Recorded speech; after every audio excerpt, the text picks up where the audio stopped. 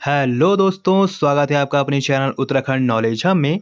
दोस्तों, आज मैं आपके लिए विश्व के भूगोल के महत्वपूर्ण प्रश्न पार्ट 5 लेके आया हूं। और दोस्तों, इसमें आज हम ज्वालामुखी से संबंधित महत्वपूर्ण 60 प्रश्नोत्तर करेंगे, जो कि दोस्तों Uttarakhand lower PCS, upper PCS, स्नातक स्तरीय परीक्षा, VDO VPDO patwari lekhpal, UPLT, UP lecturer, DSSB, EMRS, police व राज्य व केंद्रीय सभी सरकारी भर्ती परीक्षाओं हेतु समान रूप से उपयोगी है। तो चलिए दोस्तों, आज का टॉपिक शुरू करते हैं। तो दोस्तों, आज हम विश्व के भूगोल के महत्वपूर्ण प्रश्न पार्ट 5 में ज्वालामुखी से संबंधित महत्वपूर्ण 60 प्रश्नोत्तर देखेंगे, जो कि इस प्रकार हैं। इसमें पहला प्रश्न है, ज्वालामुखी किसे कहते हैं? तो दोस्तों, यह पृथ्वी की सतह पर वह छिद्र या खुला स्थान है जिससे होकर गर्म मैग्मा, राख, गैसें और जलवाष्प बाहर निकलते हैं। इसे ज्वालामुखी कहते हैं। अगला प्रश्न है, पृथ्वी के अंदर पिघले हुए पदार्थ को क्या कहते हैं? तो इसे मैग्मा कहते हैं। अगला प्रश्न है, जब मैग्मा धरातल पर आता है तो उसे क्या कहते हैं? तो उसे लावा कहते हैं। अगला प्रश्न है, विस्फोट की आवृत्ति के आधार पर ज्वालामुखी के मुख्य प्रकार क्या हैं? तो ज्वालामुखी के मुख्य प्रकार हैं सक्रिय ज्वालामुखी, प्रसुप्त ज्वालामुखी और शांत या मृत ज्वालामुखी। अगला प्रश्न है, विश्व का सर्वाधिक सक्रिय ज्वालामुखी कौन सा है? तो यह है किलायू, यह हवाई द्वीप में है, जो कि संयुक्त राज्य अमेरिका में है। अगला प्रश्न है, विश्व का सबसे ऊंचा सक्रिय ज्वालामुखी पर्वत कौन सा है? तो यह है ओजोस डेल सलाडो और यह अर्जेंटीना चिली सीमा पर है। अगला प्रश्न है, विश्व का सबसे ऊंचा ज्वालामुखी पर्वत कौन सा है? तो यह है माउंट कैटोपैक्सी। अगला प्रश्न है, प्रकृति का सुरक्षा वाल्व किसे कहा जाता है? तो यह ज्वालामुखी को कहा जाता है। अगला प्रश्न है, किस महाद्वीप में एक भी ज्वालामुखी नहीं है? तो दोस्तों, ऑस्ट्रेलिया में एक भी ज्वालामुखी नहीं है। अगला प्रश्न है, भूमध्य सागर का प्रकाश स्तंभ किस ज्वालामुखी को कहते हैं? तो दोस्तों, यह स्ट्रोम्बोली को कहते हैं। यह एक सक्रिय ज्वालामुखी है जो इटली के सिसिली के उत्तर में लिपारी द्वीप पर स्थित है। अगला प्रश्न है, ज्वालामुखी के मुख को क्या कहा जाता है? तो इसे क्रेटर कहा जाता है। और दोस्तों, जब क्रेटर बड़ा हो जाता है तो उसे काल्डेरा कहते हैं। अगला प्रश्न है, विश्व की सबसे बड़ी ज्वालामुखी पेटी कौन सी है? तो यह है परिप्रशांत महासागरीय मेखला या प्रशांत महासागर का अग्निवलय। अगला प्रश्न है, फ्यूजियामा ज्वालामुखी किस देश में स्थित है? तो यह जापान में स्थित है। और दोस्तों, यह एक मिश्रित समग्र ज्वालामुखी का उदाहरण है। अगला प्रश्न है, माउंट एटना ज्वालामुखी कहाँ स्थित है? तो दोस्तों, यह इटली के सिसिली द्वीप पर है और यह एक सक्रिय ज्वालामुखी है। अगला प्रश्न है, माउंट विसुवियस ज्वालामुखी कहाँ स्थित है? तो यह इटली में स्थित है। और दोस्तों, यह इटली में नेपल्स की खाड़ी पर है और यह प्रसुप्त ज्वालामुखी का उदाहरण है। अगला प्रश्न है, माउंट किलिमंजारो कहाँ स्थित है? तो यह तंजानिया में स्थित है, जो कि अफ्रीका में है। और दोस्तों, यह एक शांत ज्वालामुखी है। अगला प्रश्न है, बैरन द्वीप भारत का एकमात्र सक्रिय ज्वालामुखी कहाँ स्थित है? तो दोस्तों, यह स्थित है अंडमान द्वीप समूह में। अगला प्रश्न है, ज्वालामुखी विस्फोट से सबसे अधिक कौन सी गैस निकलती है? तो इसमें सबसे अधिक जलवाष्प निकलता है।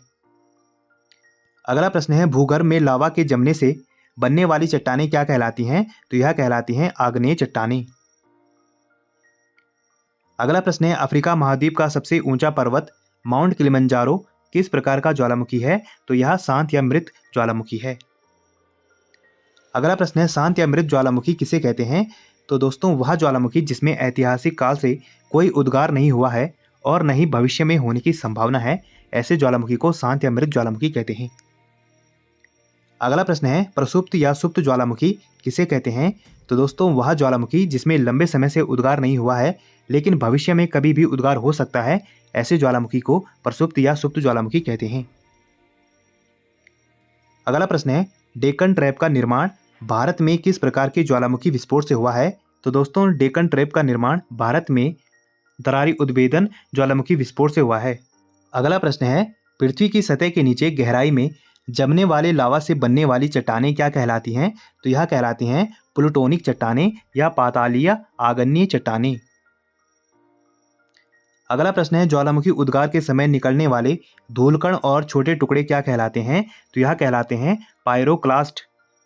अगला प्रश्न है, ज्वालामुखी उद्गार के समय निकलने वाले मटर के दाने के आकार के छोटे पत्थरों को क्या कहते हैं? तो इन्हें कहते हैं लैपिली। अगला प्रश्न है, ज्वालामुखी के सबसे बड़े टुकड़ों को क्या कहते हैं? तो इन्हें कहते हैं ज्वालामुखी बम। अगला प्रश्न है, ज्वालामुखी से निकली महीन राख जब हवा में उड़ती है तो उसे क्या कहते हैं? तो दोस्तों, उसे टफ कहते हैं। अगला प्रश्न है, परिप्रशांत महासागरीय मेखला में विश्व के लगभग कितने प्रतिशत सक्रिय ज्वालामुखी पाए जाते हैं? तो दोस्तों इसमें विश्व के लगभग 60 से 70% या लगभग 500 में से 350 से अधिक सक्रिय ज्वालामुखी पाए जाते हैं। अगला प्रश्न है, विश्व की दूसरी सबसे बड़ी ज्वालामुखी मेखला कौन सी है? तो दोस्तों विश्व की दूसरी सबसे बड़ी ज्वालामुखी मेखला है मध्य महाद्वीपीय मेखला। अगला प्रश्न है, किस ज्वालामुखी को भूमध्य सागर का प्रकाश स्तंभ कहते हैं? तो यह कहते हैं स्ट्रोम्बोली को। अगला प्रश्न है, एटना और स्ट्रोम्बोली ज्वालामुखी कहाँ स्थित हैं? तो यह इटली में स्थित हैं। अगला प्रश्न है, विश्व का सबसे ऊंचा शांत ज्वालामुखी कौन सा है? तो यह है माउंट एकांगुआ, जो कि अर्जेंटीना में है। अगला प्रश्न है, माउंट पोपा नामक शांत ज्वालामुखी कहाँ स्थित है? तो यह है म्यांमार में। अगला प्रश्न है, माउंट किनाबालू शांत ज्वालामुखी कहाँ स्थित है? तो यह है मलेशिया में। अगला प्रश्न है, कोह ए सुल्तान और देवबंद शांत ज्वालामुखी कहाँ स्थित है? तो यह स्थित है ईरान में। अगला प्रश्न है, कराकाटोआ ज्वालामुखी किस देश में स्थित है? तो यह इंडोनेशिया में स्थित है और यह एक भयंकर विस्फोटक ज्वालामुखी है।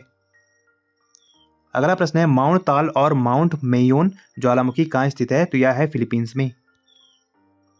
अगला प्रश्न है, माउंट रेनियर और माउंट शास्ता ज्वालामुखी किस देश में स्थित है? तो यह संयुक्त राज्य अमेरिका में स्थित है। अगला प्रश्न है, माउंट कैमरून सक्रिय ज्वालामुखी कहाँ स्थित है? तो यह कैमरून अफ्रीका में स्थित है। अगला प्रश्न है, माउंट वेसुवियस प्रसुप्त ज्वालामुखी किस देश में है? तो यह इटली में है। अगला प्रश्न है, फ्यूजियामा किस प्रकार के ज्वालामुखी का उदाहरण है? तो यह प्रसुप्त ज्वालामुखी का उदाहरण है। अगला प्रश्न है, मोना लोआ ज्वालामुखी कहाँ स्थित है और यह किस प्रकार का है? तो दोस्तों मोना लोआ हवाई द्वीप पर स्थित है और यह एक शील्ड ज्वालामुखी का उदाहरण है।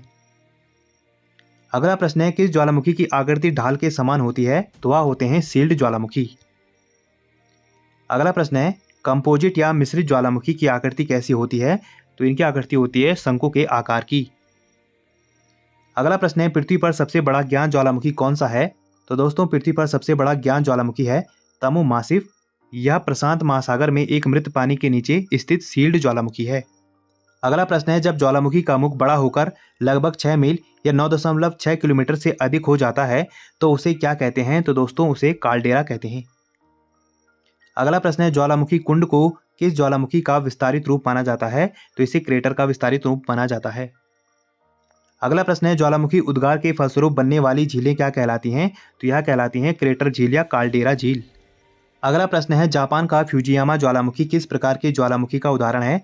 तो जापान का फ्यूजियामा ज्वालामुखी मिश्रित ज्वालामुखी का प्रकार है। अगला प्रश्न है, ज्वालामुखी उद्गार का मुख्य कारण क्या है? तो यह है प्लेट टेक्टोनिक्स और पृथ्वी की आंतरिक ऊष्मा के कारण ज्वालामुखी उद्गार होता है। अगला प्रश्न है, लावा के धरातल पर आने के बाद ठंडा होकर जमने से किस चट्टान का निर्माण होता है? तो लावा के धरातल पर आने के बाद ठंडा होकर जमने से बेसाल्ट चट्टान का निर्माण होता है। अगला प्रश्न है, प्रशांत महासागर के चारों ओर सक्रिय ज्वालामुखी का क्षेत्र क्या कहलाता है? तो यह क्षेत्र कहलाता है रिंग ऑफ फायर। अगला प्रश्न है, ओरगेंडा नामक ज्वालामुखी कहाँ स्थित है? तो यह इंडोनेशिया में स्थित है। अगला प्रश्न है, लकी नामक दरारी उद्गार ज्वालामुखी कहाँ स्थित है? तो यह आइसलैंड में स्थित है। अगला प्रश्न है, किस प्रकार के उद्गार से लावा की परतें एक के ऊपर एक जमा होती हैं जिससे विशाल पठार बनते हैं? तो दोस्तों यह दरारी उद्भेदन के उद्गार से लावा की परतें एक के ऊपर एक जमा होती हैं जिससे विशाल पठार बनते हैं। अगला प्रश्न है, पृथ्वी पर किस क्षेत्र में ज्वालामुखी उद्गार कम होते हैं? तो दोस्तों महाद्वीपों के आंतरिक भाग में ज्वालामुखी उद्गार कम होते हैं। अगला प्रश्न है, चिम्बोराजो नामक मृत ज्वालामुखी कहाँ स्थित है? तो यह इक्वाडोर में है। अगला प्रश्न है, माउंट सेंट हेलेंस सक्रिय ज्वालामुखी कहाँ स्थित है? तो यह संयुक्त राज्य अमेरिका में स्थित है। अगला प्रश्न है, विश्व में सर्वाधिक ऊंचाई पर स्थित शांत ज्वालामुखी कौन सा है? तो यह है माउंट एकांगुआ और दोस्तों इसकी ऊंचाई है 6960 मीटर। तो दोस्तों आज हमने विश्व के भूगोल के महत्वपूर्ण प्रश्न पार्ट 5 में ज्वालामुखी से संबंधित महत्वपूर्ण 60 प्रश्नों को देखा, जो कि दोस्तों बहुत सारी प्रतियोगी परीक्षाओं में पूछे गए हैं। इसलिए दोस्तों यह टॉपिक बहुत ही ज़्यादा महत्वपूर्ण हो जाता है। और दोस्तों आप ऐसी ज्ञानवर्धक वीडियोस के लिए मेरे चैनल को लाइक कीजिए, कमेंट कीजिए, शेयर कीजिए, सब्सक्राइब कीजिए और मुझे इंस्टाग्राम पे फॉलो कीजिए। और इस वीडियो की पीडीएफ फाइल के लिए आप मुझे मेरे टेलीग्राम पे ज्वाइन कीजिए, वहाँ आपको इस वीडियो की पीडीएफ फाइल मिल जाएगी। और जितना हो सके दोस्तों इस वीडियो को अपने यार दोस्तों के साथ शेयर कीजिए और मेरे चैनल को ज़्यादा सब्सक्राइब कीजिए। Thank you.